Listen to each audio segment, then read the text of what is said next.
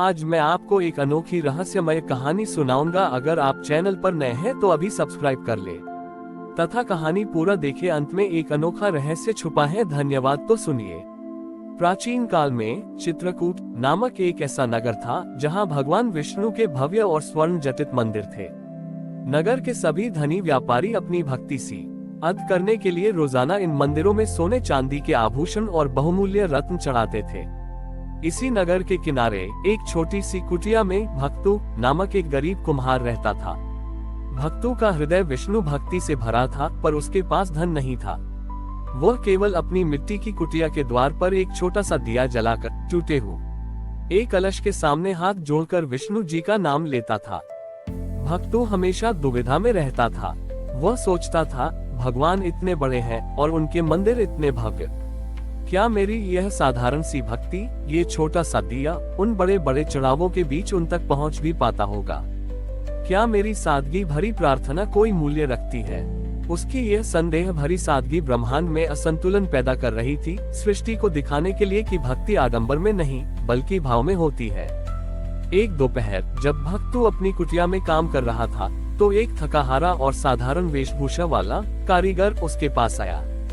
उस बड़ी ही घर के पास लकड़ी का एक बक्सा था जिसमें वह अपनी कला का सर्वोत्तम नमूना एक सुंदर विष्णु प्रतिमा रखता था।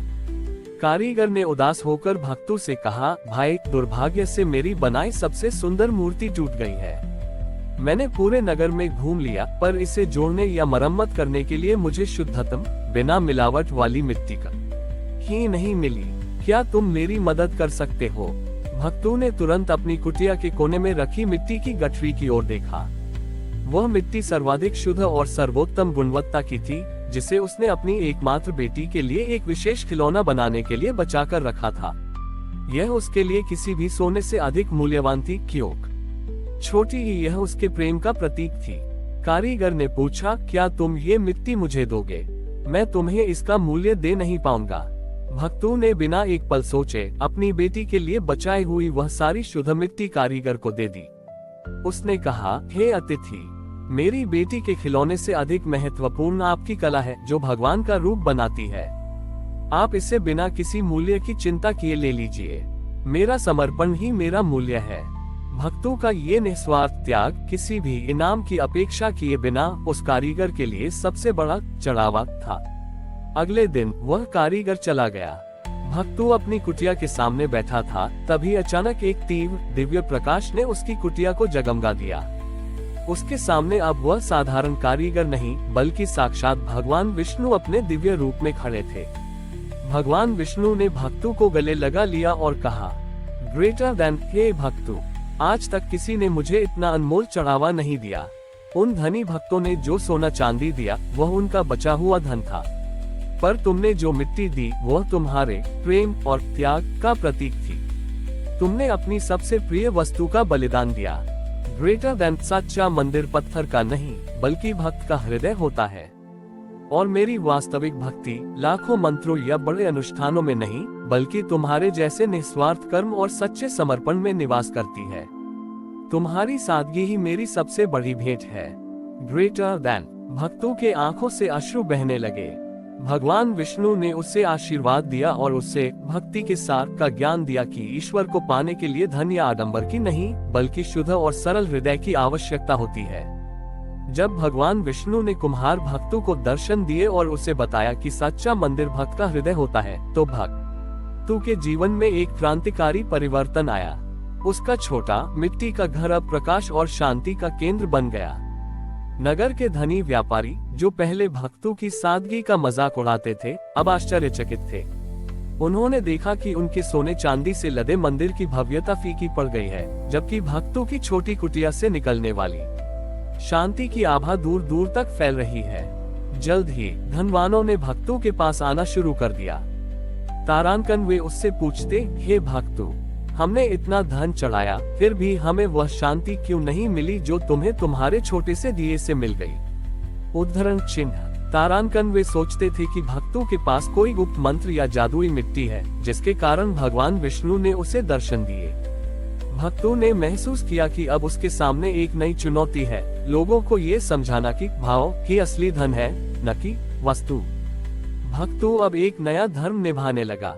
वह धनवानों के चढ़ावे को अस्वीकार नहीं करता था, लेकिन उन्हें ये समझाता था कि समर्पण एक क्रिया नहीं बल्कि एक जीवन शैली है। एक दिन नगर का सबसे धनी व्यापारी शामल भक्तु के पास आया। शामल ने कहा, भक्तु, मैं ये सोने का कलश भगवान को चढ़ाना चाहता हूँ, क्या तुम मेरी पूजा स्वीकार करोगे?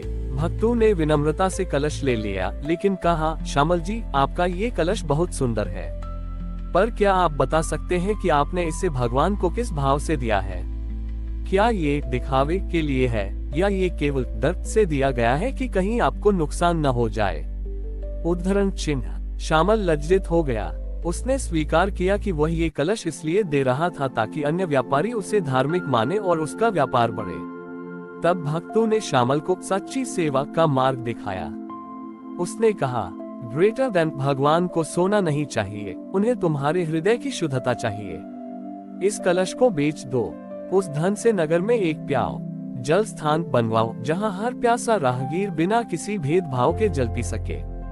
जब तुम ये निस्वार्थ सेवा करोगे तब वह सेवा ही तुम्हारा सबसे बड़ा चढ़ावा होगी। Greater than. शामल ने भक्तों की बात मान ली। उसने सोने का कलश बेच दिया और उस धन से पूरे नगर में प्याव बनवाए।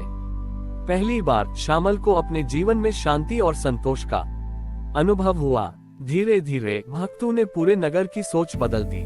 उसने लोगों को सिखाया कि सच्चा धर्म भव्य अनुष्ठानों में नहीं बल्कि दिन प्रतिदिन के छोटे छोटे निस्वार्थ कर्मों में है। इस प्रकार भगवान विष्णु ने भक्तों को केवल दर्शन ही नहीं दिए बल्कि उसे सेवा धर्म का एक नया दूत बना दिया।